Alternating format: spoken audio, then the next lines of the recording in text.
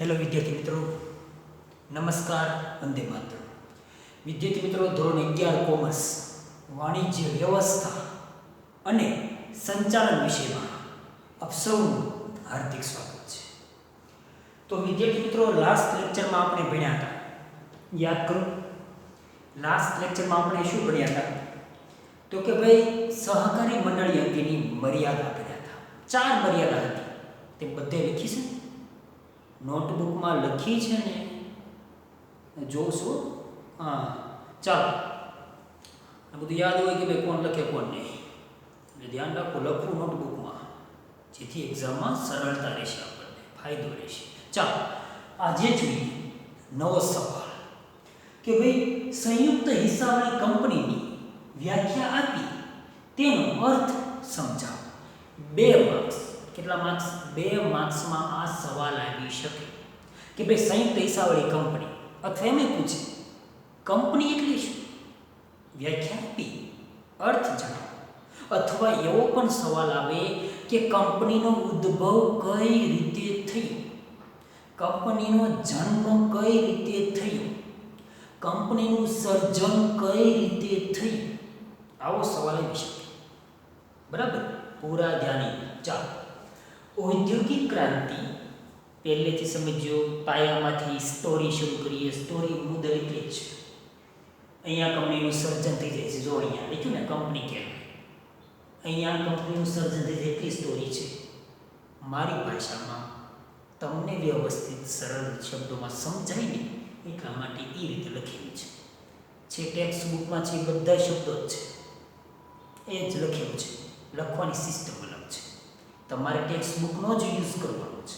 આ તો ખાલી સમજવા ખાતર. બરાબર. ચાલો, ઔદ્યોગિક ક્રાંતિ. કઈ ક્રાંતિ? ઔદ્યોગિક ક્રાંતિ ક્યારે થઈ? એટલે કે ઇન્ડસ્ટ્રીયાલિસ્ટમાં રિવોલ્યુશન. ઇન્ડસ્ટ્રીયાલિસ્ટ રિવોલ્યુશન ક્યારે આવ્યું? ઔદ્યોગિકનું સર્જન કઈ રીતે થયું, મોટા મોટા ઉદ્યોગોનું સર્જન કઈ રીતે થયું. તો કે ક્રાંતિ એવી 1760 થી 1850ના ગાળામાં, મુદ્દલ 90 વર્ષના ગાળામાં વધારે કંપનીનું સર્જન થયું અને સ્ટાર્ટ થયું. 1760 થી ઈસ્ટ ઇન્ડિયા કંપનીથી માંડીને 1850, એટલે ઈસ્ટ ઇન્ડિયા કંપની પહેલી કંપની. બરાબર, નામ સાંભળ્યું બધા. બ્રિટિશની કંપની ઈસ્ટ ઇન્ડિયા કંપની. બરાબર. ચાલો, 1760 થી 1850ના ગાળામાં કંપનીની શરૂઆત થઈ. અને એ બી ક્યાં? તો કે યુરોપ અને અમેરિકા દેશમાં. 1850 પછી આપણા દેશમાં એવી ઈસ્ટ ઇન્ડિયા કંપની. આની વિશે તમને ખબર છે. બરાબર. ચાલો, યુરોપ અને અમેરિકામાં, એટલે કે 1760 થી 1850ના ગાળામાં યુરોપ અમેરિકા નામના દેશમાં ઔદ્યોગિક ક્રાંતિની સર્જન શરૂ થઈ ગઈ, ઉદ્ભવ શરૂ થઈ ગયો, ઉત્પન્નતા શરૂ થઈ ગઈ હતી. ચાલો આગળ. ત્યાર પછી યંત્રોની મદદથી મોટા પાયા ઉપર ઉત્પાદન થવા લાગ્યું. શું કીધું? ત્યાર પછી યંત્રોની મદદથી, કેમ કે ડિમાન્ડ પૂરી કરવા માટે સમાજ, ગ્રાહકો, લોકોની માંગ દિવસે દિવસે વધતી ગઈ. નવી લક્ઝરી વસ્તુ, ઉચ્ચ પેદાશ, ઉચ્ચ ગુણવત્તાવાળી વસ્તુ, સારી વસ્તુની ડિમાન્ડ વધવા મળી, માંગ વધવા મળી, લોકો સમાજ માંગવા મળ્યા. આના કારણે યંત્રો આપણે લાવવા મળ્યા. ઝડપી ઉત્પાદન કરે ઓછામાં ઓછા સમયમાં. એટલા માટે યંત્રોની મદદથી મોટા પાયા પર માંગને સંતોષવા માટે ઉત્પાદન થવા લાગ્યું. બરાબર. આગળ, મોટા પાયા પર એના કારણે શું થયું? ભાઈ યંત્રો લાવવા પડે. મોટો ધંધો કરવો હોય, યંત્રો લાવવા પડે. યંત્રો લાવવા માટે શું જોઈએ? પૈસા. નાના વગરનું નથી, નાણે ના થલા. પૈસા વગર કાંઈ ન થાય, તમને ખબર છે. મોટા પાયા પર મૂડીની જરૂર ઊભી થઈ. મોટા પાયા પર ભાઈ યંત્રો, મોંઘીદાટ યંત્રો, ઓજારો, સરંજામ, સાધનો લાવવા છે તો પૈસા તો જોશે કે નહીં? ચાલો, મૂડીની જરૂર ઊભી થઈ. એના કારણે જોખમ પણ ઊભા થયા. જોખમ ઊભા થવાના. પૈસા લાવવા ક્યાંથી? પહેલો પ્રશ્ન, પૈસા આવે ક્યાંથી? પછી આગળ વધી પેલા પૈસાનું વગર કરી જોખમ ઊભા થયા. આને કારણે શું થયું? જો આને કારણે આને કારણે હવે આપણો મૂળ મુદ્દો એ ગયો. આને કારણે વૈયક્તિક માલિકી અને ભાગીદારી પેઢી ઓછા રૂપિયામાં ઓછી મૂડીથી શરૂ થઈ જતી હતી. શું કીધું? વૈયક્તિક માલિકી અને ભાગીદારી પેઢી શરૂ થતી હતી, પણ મોટા પ્રમાણમાં ઉત્પાદન કરવા માટે, વધારે નફો કરવા માટે, માંગ બધાની પૂરી કરવા માટે એટલી મૂડીથી ધંધો ન થાય. એટલા માટે વૈયક્તિક માલિકી ભાગીદારી પેઢી અનુકૂળ ન આવે, એનાથી થાય નહીં. મોટા પ્રમાણમાં ઉત્પાદન વૈયક્તિક માલિકી કે ભાગીદારી પેઢીથી ન થાય. એના કારણે શું થયું? તો કે એની મુખ્ય મર્યાદા વૈયક્તિક માલિકી અને ભાગીદારી પેઢીની મર્યાદા કઈ? તો જોઈએ મર્યાદા શબ્દ સમજતા રહેશો, પૂરા ધ્યાન આપજો. મર્યાદા કઈ કઈ? તો કે અમર્યાદિત જવાબદારી. મર્યાદિત જવાબદારી નથી, અમર્યાદિત. ગમે એટલું દેવું થાય, વૈયક્તિક માલિકી હોય તો એકલાને જ ચૂકવવાનું, ભાગીદાર હોય તો બધા ભાગીદારો જ ચૂકવવાનું. આ એની મુખ્ય મર્યાદા હતી.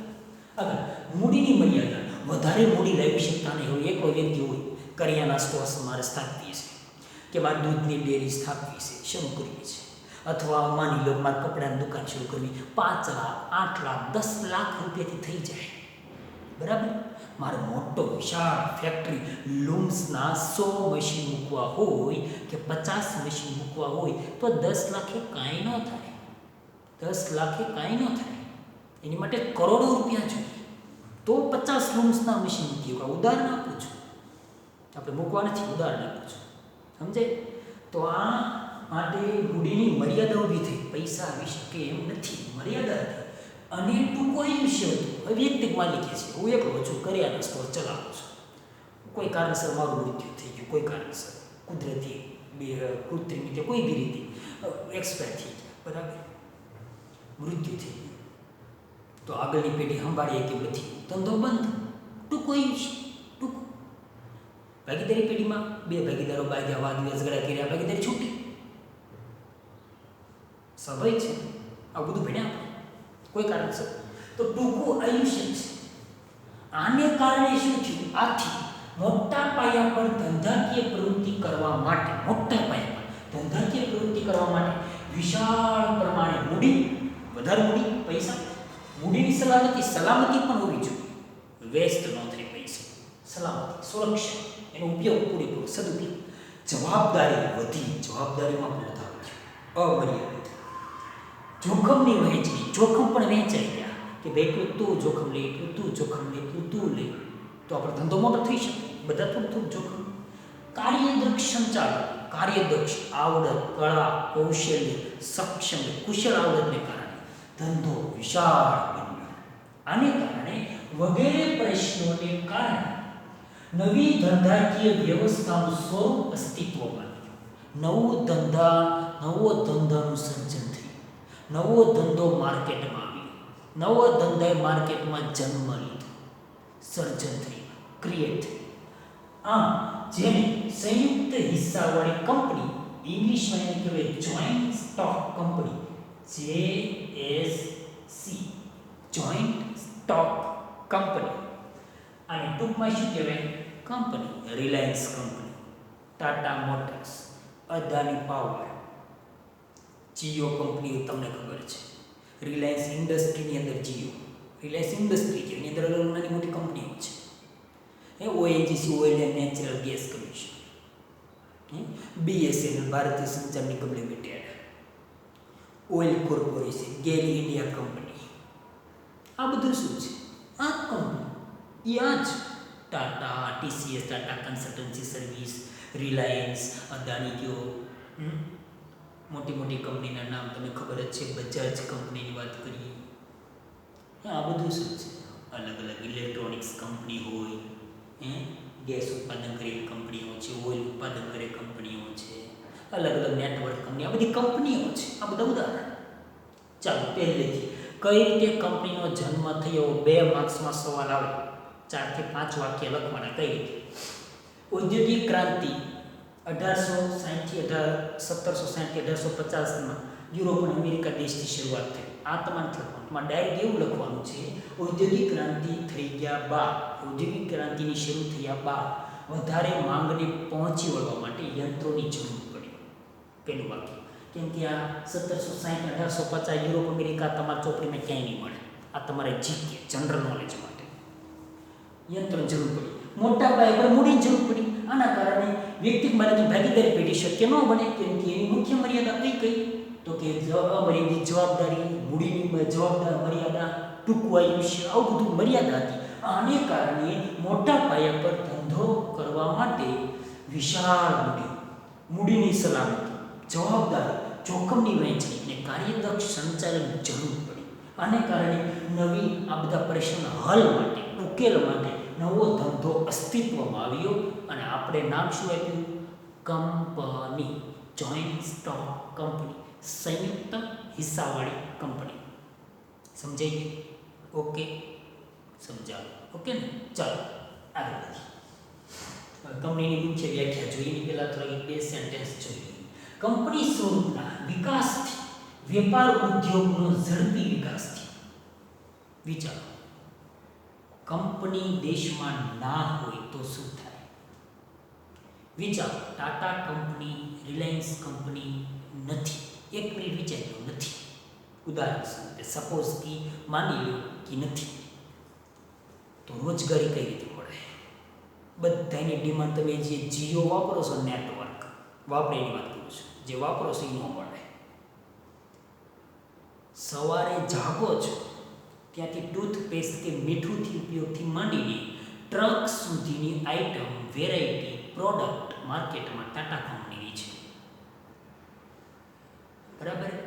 જાગવાથી માંડીને સૂઈએ ત્યાં સુધીમાં એક વખત આપણે ટાટા કંપનીની વસ્તુનો ઉપયોગ કરીએ છીએ, ખબર હોય કે ન હોય, ઉપયોગ કરીએ છીએ. કા રિલાયન્સ કંપનીના, બે કંપનીનો કંઈક ને કંઈક ઉપયોગ કરીએ છીએ. બરાબર?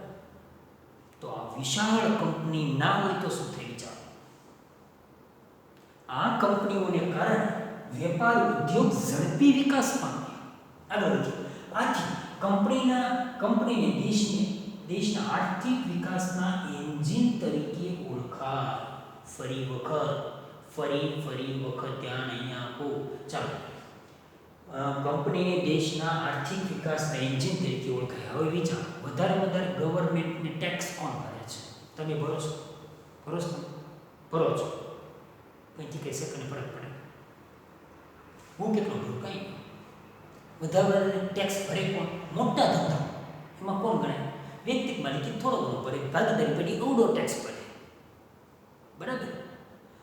કંપની એટલો બધો ટેક્સ ભરે તો દેશનો વિકાસ થયો કે નહીં? થયો ને? કંપની શેર બહાર પાડે એટલે શેર બજારનો વિકાસ થયો. શેર લોકો ખરીદશે, બધાને નફો થશે. શેર બજારનો વિકાસ થયો, મૂડી બજારનો વિકાસ થયો, સરકારને કરવેરો મળ્યો, આવક થઈ સરકાર દેશના લોકો પાસે વાપરે, એ દેશની પાયાની જરૂરિયાતો પાસે સરકાર વાપરી શકે. રોડ, રસ્તા, પાણી, વીજળી, સબસિડી, આ બધી લોનની તમે જુઓ છો, બેંકોનો વિકાસ, આ બધું આની પર આધારિત છે, કંપની પર. થયો દેશનો આર્થિક વિકાસ થયો? હા. એટલા માટે એમ કીધું કે કંપનીને દેશના આર્થિક વિકાસના એન્જિન તરીકે ઓળખાય. હવે તમે કેટલા લોકોને રોજગારી આપો છો? હું કેટલા લોકોને આપું છું? નહીં આપીએ છીએ? નહીં. કંપની, ટાટા કંપની લાખો લોકોને રોજગારી આપે, રિલાયન્સ કંપની લાખો લોકોને રોજગારી આપે, અદાની કોર્પોરેશન લાખો લોકોને રોજગારી આપે, બજાજ ગ્રુપ લાખો લોકોને રોજગારી આપે, અજીરા છે, ONGC, Gayle company, Gayle India company, ONGC oil and natural gas commission લાખો લોકોને રોજગારી આપે છે. હજારો લોકો લાખોને રોજગારી આપે છે. ત્યારે બધા રોજગારી સરસ મજાનું ઘરે પોતાનું રસોડું ચલાવી શકે, જીવનશૈલી જીવી શકે. તો આ શું થયું? દેશનો વિકાસ. આથી આર્થિક વિકાસના એન્જિન તરીકે ઓળખાય. ચાલો આગળ વધીએ.